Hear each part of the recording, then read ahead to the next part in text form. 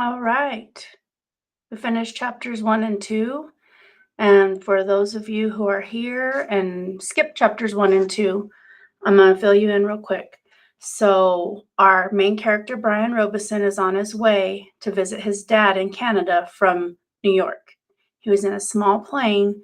The pilot, unfortunately, had a heart attack in the airplane and left Brian to figure out what to do.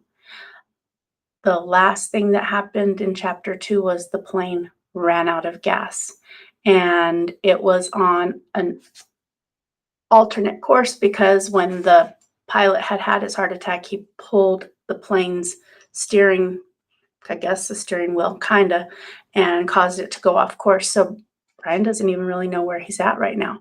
So I'm going to begin chapter 3.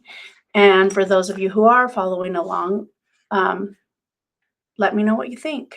Comment. Okay, chapter 3. Going to die. Brian thought, going to die, gonna die, gonna die. His whole brain screamed it in the sudden silence. Gonna die. He wiped his mouth with the back of his arm and held the nose down. The plane went into a glide, a very fast glide that ate altitude, and suddenly there weren't any lakes. All he'd seen since they'd started flying over the forest was lakes, and now they were gone. Gone. Out in front, far away, at the horizon, he could see lots of them, glittering blue in the late afternoon sun. But he needed one right in front. He desperately needed a lake right in front of the plane, and all he saw through the windshield were trees, green death trees. If he had to turn, he didn't think he could keep the plane flying. His stomach tightened into a series of rolling knots, and his breath came in short bursts. There! Not quite in front, but slightly to the right, he saw a lake, L-shaped with rounded corners, and the plane was nearly aimed at the long part of the L. Coming from the bottom and heading to the top, just a tiny bit to the right, he pushed the right rudder pedal gently, and the nose moved over. But the turn cost him speed, and now the lake was above the nose. He pulled back on the wheel slightly, and the nose came up. This caused the plane to slow dramatically and almost seemed to stop and wallow in the air. The controls became very loose feeling and frightened Brian, making him push the wheel back in. This increased the speed a bit, but filled the windshield once more with nothing but trees and put the lake well above the nose and out of reach. For a space of 3 or 4 seconds, things seemed to hang almost to stop. The plane was flying, but so slowly, it would never reach the lake. Brian looked out to the side and saw a small pond, and at the edge of the pond, some large animal. He thought a moose, standing out in the water, all so still looking, so stopped. The pond and the moose and the trees, as he slid over them now, only 300 or 400 feet off the ground, all like a picture. Then everything happened at once. Trees suddenly took on detail, filled his whole field of vision with green, and he knew he would hit and would die, but his luck held, and just as he was to hit, he came into an open lane, a channel of fallen trees, a wide place leading to the lake. The plane, committed now to landing, to crashing, fell into the wide place like a stone, and Brian eased back on the wheel and braced himself for the crash. But there was a tiny bit of speed left, and when he pulled on the wheel, the nose came up, and he saw in front of the blue of the lake, and at that instant the plane hit the trees.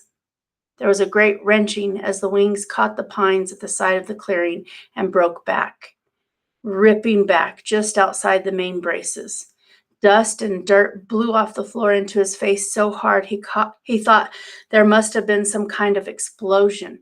He was momentarily blinded and slammed forward in the seat, smashing his head on the wheel. Then a wild crashing sound, ripping of metal, and the plane rolled to the right and blew through the trees, out over the water and down, down, to slam into the lake, skip once on water as hard as concrete. Water that tore the windshield out and shattered the side windows, water that drove him back into the seat. Somebody was screaming as the plane drove down into the water. Someone screamed tight animal screams of fear and pain. And he did not know that it was his sound, that he roared against the water that took him and the plane still deeper down in the water. He saw nothing but sensed blue, cold, blue-green, and he raked at the seatbelt batch, tore his nails loose on one hand. He ripped at it until it released, and somehow the water trying to kill him, to end him, somehow he pulled himself out of the shattered front window and clawed up into the blue, felt something hold him back, felt his windbreaker tear, and he was free, tearing free, ripping free.